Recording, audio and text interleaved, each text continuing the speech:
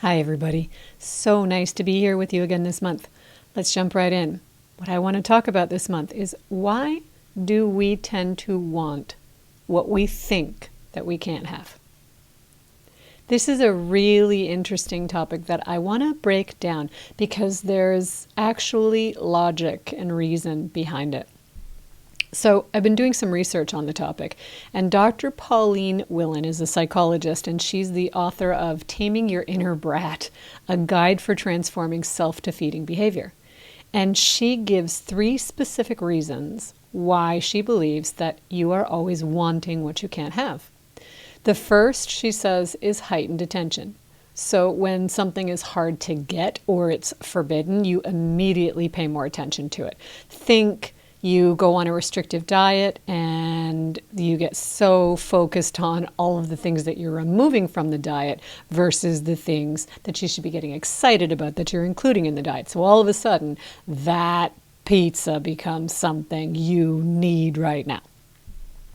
Second, she mentions, is perceived scarcity.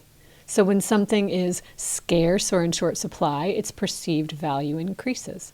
You want it more because you think other people also want it too.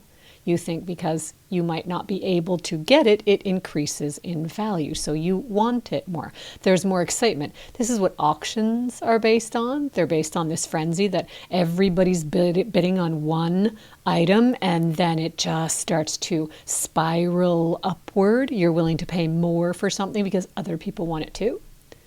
And the third is psychological reactance. That people don't like to be told that they can't have something or can't do something. It's related to not wanting to be controlled by others, especially if the situation feels unfair or kind of arbitrary. It's both an emotional and a behavioral response. So I want to ask you a question. Have you ever met somebody who tries too hard? They're sort of performing. They try too hard with people. They're cracking jokes and they're sort of entertaining and they're performing for you. And you start to get a little uncomfortable, don't you? Sort of like, just like be yourself. It's okay, take a breath. Right? Maybe they're too loud or maybe they talk too much or they're fishing for compliments. We internally, each of us, we're sort of wired to keep neediness at a distance. If for no other reason than our own energy management. So we instinctively are protective of our time and our emotional energy. A dating columnist who's really interesting that I work with, I've been doing sessions with, and she said to me one day, straight out when I posed this question to her, she said, women don't feel attraction for men that are pushovers. I thought that was really interesting. It's kind of true. Women feel attraction for men who are a bit of a challenge, and vice versa. So why is that? Some psychologists believe that the psychology behind us wanting what we can't have is in satisfying our ego. That's sort of Freudian model based. But I want to pose something different today. I want to pose the question, what if the only reason, do you believe this is possible? What if the only reason you want what you can't have is because somewhere deep down inside of you there is a knowing, an innate knowing that this is where you're meant to go. This is where you're meant to grow and evolve into, like who you're meant to become. Kind of like a beacon, this inner guidance system. So I'm not talking about the things, right? I'm not talking about get the big house, it's who you're meant to be. I don't mean it like that. I'm talking about become the person who does so well that the big house is just the byproduct, right? The stuff, of course, that the stuff gives us the dopamine hit. That's why in the last segment I did, I talked about the huge advertising budget with social media. And that most of our buying choices are being done on social media now. So that dopamine hit is really satisfying. But that hit lasts so much longer when we're doing what we're passionate about. Humanity, and I want you to consider this, humanity has 3 basic needs. The first is safety. So shelter, a roof over our head, food. The second is connection with others. We are wired to connect with others and with nature, our planet, to give love, receive love, our pets, connection. And the third is contribution. We innately know that we are here with purpose and we have something to offer, something to give to the whole. It is that last one that will make the first two naturally fall into place. Right? If we follow that innate wiring within us that says we are here as a unique being, here to contribute something that no one else has that exact perspective or that way of presenting it or that way of expressing it, that we give to the whole.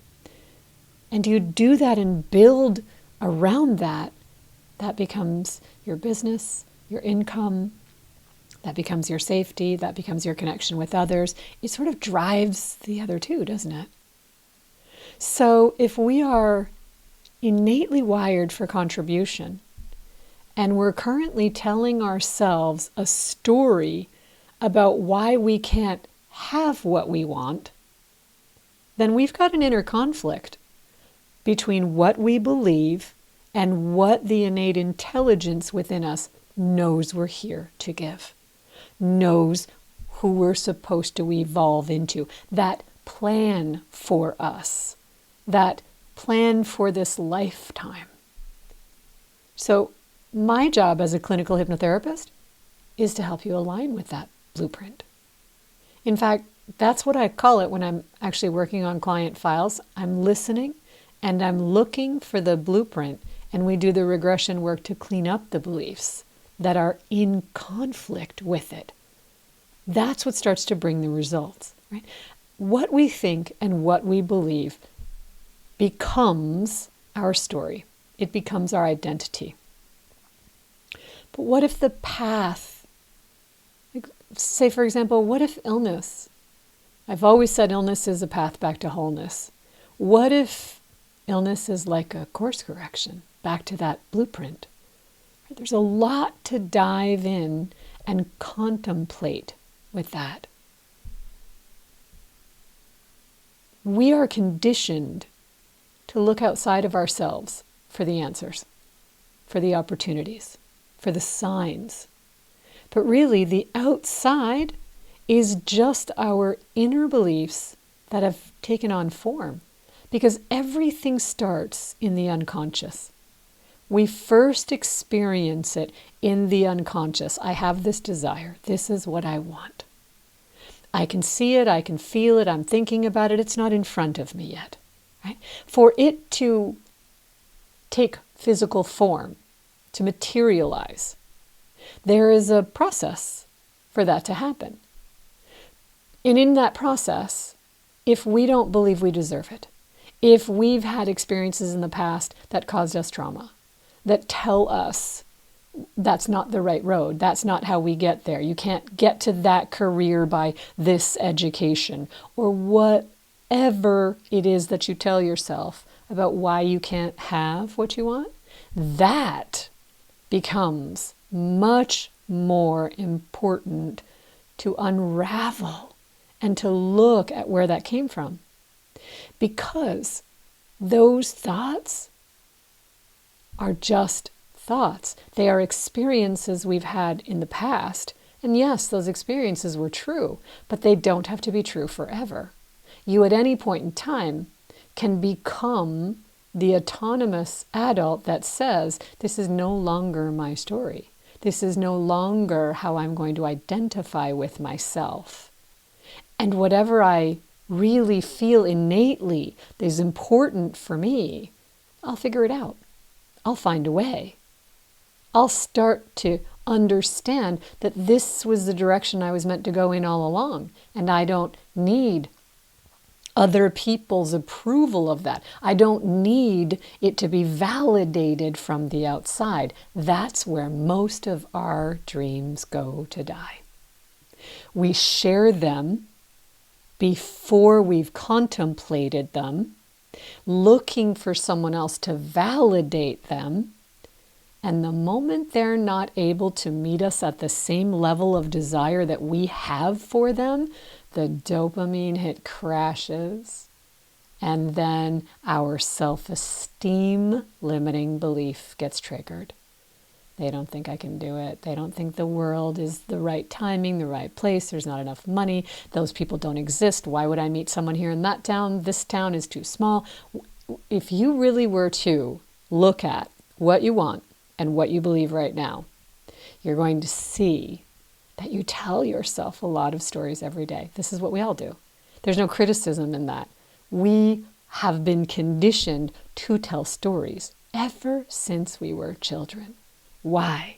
Why do you want that? Why do you feel that way? Why? Explain it to me. Instead of, I just feel what I feel, and that's enough. Because I feel it. I feel that I want this for me. This is something I want to experience, and I'll figure it out. I don't have all the answers yet. When we start to do that, we start oscillating with superconsciousness. Because we weren't taught in school. Can you imagine? Can you imagine if we took curriculum into kindergarten and helped kiddos process their feelings, validate their feelings? Not because Billy was being a bully. That's more about Billy trying to figure out how Billy feels. That's not about you. There's nothing wrong with you. How are you feeling right now? That is very real. You are allowed to feel that way. Feel that way. You need to have a little cry? Have a little cry. You need to go outside and throw some rocks at a tree? Get that out of you? Let's go do that. Have your feelings. And then after you've had your feelings, come back around to understand that this wasn't about you. This is not personal. This doesn't become your identity. This is just a feeling that you're having right now. Can you imagine if we started to teach kiddos how to master their minds? We would change the world in one generation, a very quick generation. We have not learned that the work is internal. We have been conditioned to react to the outside world and then tell stories about it. This is where it gets interesting. Why? This is where I do believe ego comes into play, because the moment we get anywhere near the story, meaning something might be wrong with us, that self-esteem limiting belief, you're not going to go anywhere near that. We're going to tell a story that makes sure we are not wrong, that someone else is wrong, that we were right. We protect that because we don't want to feel that pain. That's how the subconscious mind works. It will always try to move you away from that pain, including sabotaging your dreams. It will sabotage your dreams, not to punish you, to protect you. Because if your beliefs are, if I do really well, what happens? What's the fear? I'm going to lose my family. I might blow up my life. I might risk it all and fail. Fill in the blank. There is a worry. There is a concern. What you want and why you don't have it, there's a concern about it. There's a story in there about it.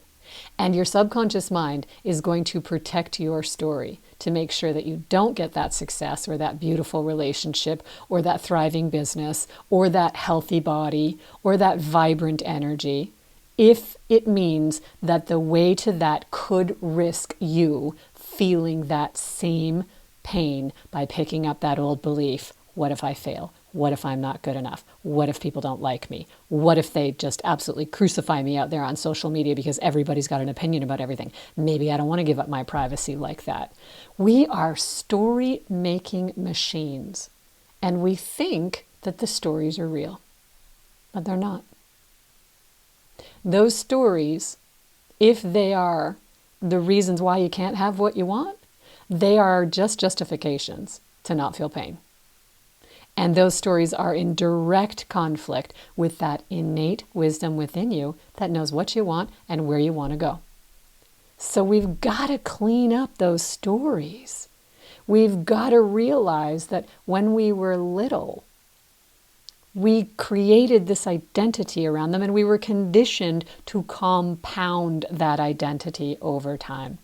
So if I were to say to you, who are you? Tell me in a few sentences who you are. Would you go back to the past and tell me what's happened?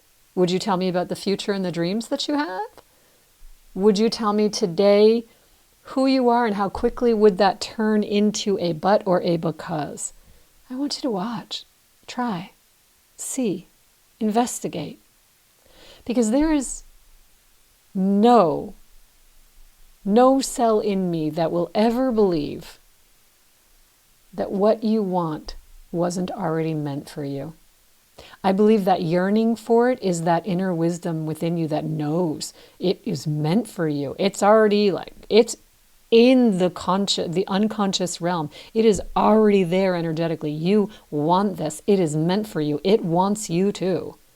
But what's in the way between that is all the reasons you tell yourself about why you can't have it. And that in itself is almost like the reverse dopamine hit.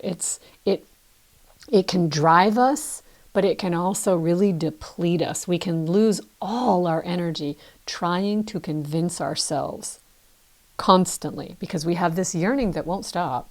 It won't go away. That's the part that I find interesting. How much energy are we spending convincing ourselves about why we can't have what we can't have, and then wondering why we don't feel well, wondering why we're tired, wondering why we're depleted, versus the amount of energy it takes to actually clean up the limiting beliefs and move forward, to forgive and let go of the past, to let everybody else off the hook, and to decide, I've got me now. I've got me. I'm responsible for me. I'm okay. I'll figure it out. I'll always be okay. I've got me. I don't need it. I don't need my dreams to be true for anybody else. In fact, that's kind of a buzzword that's going around with some high-level clients I have right now. Do not talk about the dream to anyone else except your clinical hypnotherapist, because you lose the dopamine hit. If you talk about it and you get the support and somebody else gets excited, then your brain thinks you've already experienced it. And the dopamine hit then dissolves and you haven't really built it yet. So there's this don't talk about the project until you're actually on the project. Then once you're in that beautiful experience, then go out. And that makes the dopamine hit last. That extends it. So isn't that interesting? Don't talk about it because if people can't match your desire, you lose the dopamine hit that you're after, and you lose your courage. You pick up your low self-esteem about it. Well, they don't believe in me. Maybe I'm dreaming. Or they do match your desire, and you have this extraordinary conversation, and then it sort of let all the air out of the balloon. How interesting. The way our minds work. It's the first place we have to look is the story that we're telling ourselves about it. The story that we tell ourselves about what we want, because everybody wants something. Everybody wants. And again, not the stuff. Everybody wants to contribute. I really want to be ... I would really love to ... Start to think about how that can be closer than you believe. Because we have been conditioned to believe that we have to just live in a male energy, action-oriented world. And that is not the power that creates it. Yes, we have to be responsible and take action steps. But before we do that, we have to have alignment. And that alignment comes from feminine energetics. That comes from a state of being. That comes from engaging super consciousness and recognizing that the power that creates the multiverses, the power that knows you, that runs through your veins, that you are created from the same particles of light that's in the stars. There is nothing you want that it doesn't have a direct route to you for. There is nothing that you want to evolve into that it isn't already on board saying, yes, let's have this experience. Let's expand further. Let's grow into that. But the only reason it stops is because we stop believing that we can have it. We stop believing that it's possible for us. We stop believing.